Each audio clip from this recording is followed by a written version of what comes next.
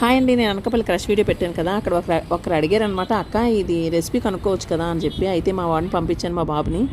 Tejaswi juice parlour దగ్గరికి వెళ్ళాడండి, Anakapalli ring road దగ్గర అనమాట. అతను చేసినప్పుడు రెసిపీ వీడియో తీసి పెట్టరా అంటే నాకు వీడియో తీసి పెట్టాడండి. కానీ అక్కడ రెసిపీ వాడు నేను ఉంటే అడిగి కనుక్కునేదాన్ని, కానీ మా వాడు అడగలేదన్నమాట. వీడియో అయితే మాత్రం తీసి నాకు పెట్టాడు, మీకు చూపిద్దామని చెప్పి నేను వీడియో పెట్టడం జరిగిందండి.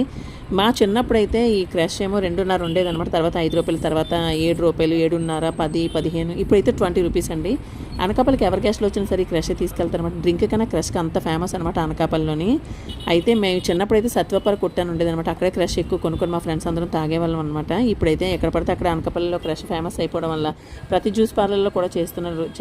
ఇప్పుడు ప్రజెంట్ ఎవరి గెస్ట్లు వచ్చినా ఇదే తెస్తారండి, అంత ఫేమస్ అనమాట క్రష్. మా అనకాపల్లి క్రష్ అంటేనే ఒక్క మజా అండి, సూపర్ సూపర్. మీరు కూడా అనకాపల్లి వెళ్తే క్రష్ తాగడం మర్చిపోకండి.